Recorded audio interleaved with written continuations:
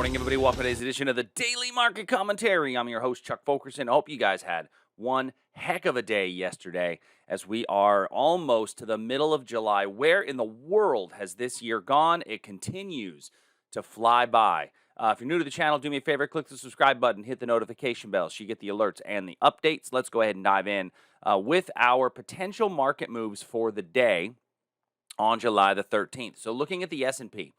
S&P 500 in a 4-hour chart is a bit sideways. We've had some move down over the last few days, coming off of the area where we had put in a higher swing low, but now we have both a higher swing low and a lower swing high. So a higher swing low that's unable to create a new higher swing high is, as we like to refer to the term, soup sandwich, hot mess. It's just not going to be something that is good for the markets overall. And so our belief is, I thought early in the week that we had a chance to be fairly strong and rally up. I mean, certainly all eyes are glued to what the Fed is going to say and how they're going to react. But the basic idea is that there's 3/4 of a basis point continue to be baked in. Yesterday we had this little supply area. We poked just above there early in the morning on the open and then sold off later in the day. And then in the overnights, we've really just been doing a whole lot of nothing, chopping a bit sideways. So there's a 15-minute area of demand below us. And that 15-minute area of demand below us doesn't really mean a whole lot to me. I am looking, though, at this 15-minute area of supply above us right here if we rally up early this morning.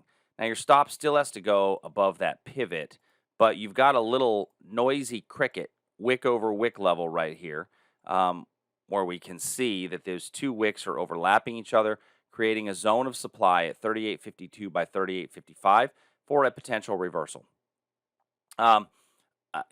Is there room for price to run up from here to that level? There is, and there's certainly money to be made in there as you've got 20 points worth of movement.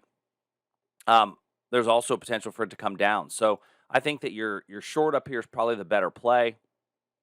And then as far as this 15-minute area of demand, add a few more days to my chart here. That 15-minute area of demand is a little rally base, very nice rally, and has some good potential on the reversal, but our trend will be down at that point, and so it has to be a confirmation entry in order to take advantage of it.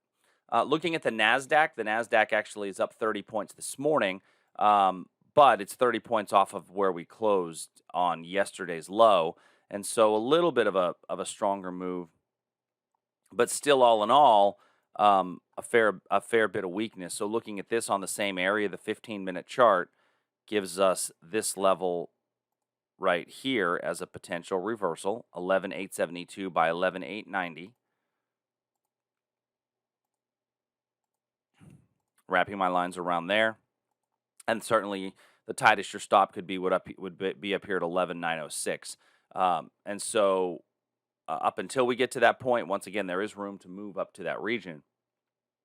But it would take, a little bit of a breakout up into that area. And I think that our 4-hour trend is definitely telling us downside is the better way to go. Looking at the Russell, we've actually got this 1680 as a breakdown position. I'm going to put another breakdown level here below 1716. Which is kind of where we got to yesterday, showing a bit of weakness. If we base in front of there, I think you've got a good move down. And then the Dow Jones actually did a nice job of bouncing off of our 15-minute area of demand. Remove that area, we would still be looking for price to drop. You may even see that area becomes a breakdown trade below this region. So those are our equity markets. Looking over at our energies and our metals markets, specifically crude oil first. Crude oil, we've dropped below $100 a barrel. We saw this little bit of a trend yesterday or a couple of days ago as price was coming down. We did wind up popping back up early in the week. But our hourly demand level, and this was an hourly demand level, but it was a confirmation because our big picture trend on our 4-hour chart was down. And so now we've dropped below $100 a barrel. And not only have we dropped below $100 a barrel, but we have closed below $100 a barrel. And that's not what I wanted to do. Wrong drawing tool. And this area now becomes an area of resistance. So let's see if this becomes a resistance point. Old area of demand could become a new area of supply, and old support becomes new resistance. Basically the same thing in that conversation. But our 4 hour trend does continue to be down, right? Lower swing lows, lower swing highs, strong move down right through here. This would be a retracement of about 50% of this strong move down.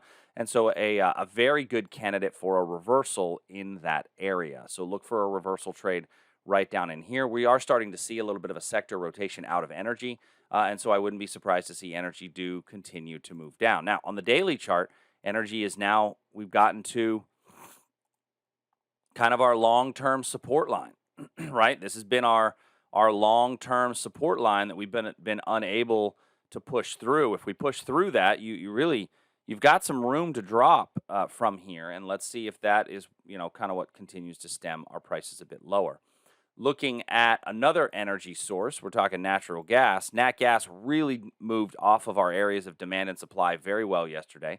Hit the supply level, moved away, hit it again, moved away, came to demand, and it's rallied back up from that area of demand. So both areas of both demand and supply were respected, but now they've both been traded to the to their fullest, if you will.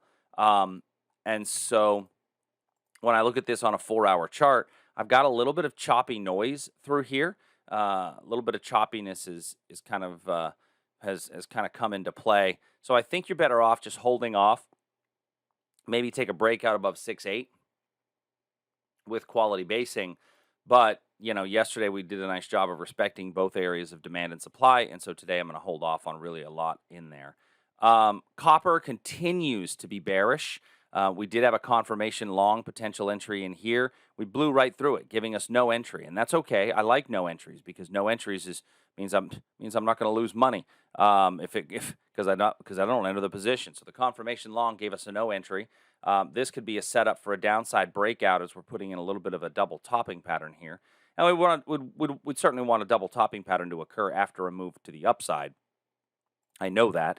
But it is definitely showing that we have run into some resistance right here and are dropping off of this level. So I think there's a good room for price to continue to fall. And then gold has just really been difficult to trade recently. We did get a breakdown in gold. 6 candles later, it went basically nowhere. And so I'm going to hold off really on trading anything in gold for a little bit while we're in these narrow range, tight candles. I mean, we're just grinding down. That's really all gold is doing, is grinding down. Looking at some of our currency markets, the New Zealand dollar is one of them that we have been paying attention to recently. We did get a little move down from here in the New Zealand dollar. Unfortunately, that move down didn't give us any basing for a true breakout trade as we broke right through it. That area of where the breakout occurred, though, became a little bit of a supply area. And so that supply area we sold off of, hit it a second time and blew through it. And then we got a supply area above here where we got a pretty nice 2-to-1 move away. And we're in this for the third time. I think you're going to see some strength now coming in the New Zealand dollar on the smaller time frame. And I think you would next look for your supply all the way up here. I think that's probably your next most quality area of supply would be coming all the way up here as a chance to get short if we do come back into that region. I actually think there's a little day trade long available right down in this region here. Japanese yen, we talked about the breakdown. A breakdown trade did certainly occur. You then had a little 15-minute supply area here where we hit it and then broke away from it without any strong movement, but the hourly supply does still exist above us. And I would look primarily only at supply levels in the yen. And then for those of you that are trading the euro and the bond markets, our bond markets, looking at this the other day, I was really comfortable with this for a potential breakdown. Unfortunately, we never based in front of it and gave us any love. We then came into this supply area 1, 2, 3, 4, 5, 6 candles later. We had gone nowhere, telling us, hey, probably not going to work, so get out of the trade. And bada bing, that's what happened. So following our rules is a great way to minimize your exposure and your losses in those positions. And so what I'm going to do is set this up for a breakdown from here. If we break down below 118, I think you have a decent entry. On a 4-hour chart, however, we have put in a higher swing high and a higher swing low. And so you're probably better off looking at buying opportunities at this point when there's quality pullbacks to demand. Looking at the euro, as the euro rallied up into this area of supply. We got a little pullback, but we didn't really get a lot of follow through on that move down. So there's an area of supply up above there. I would look for a breakdown below this region as we are inching towards parity. And I think you're going to find some more support at parity right when we get down into that region there. So that's all I have for today, everybody. If you have any questions, as always, shoot us an email, support@tradersarmy.com. I will talk to you tomorrow. See ya. Hey, thanks for joining us. If you like what we do, please make sure you hit that subscribe button. It's the only way the computers know that you're actually alive and really care. And go to tradersarmy.com today to learn a bit more. And if you want to see some of our other videos, click here in the box.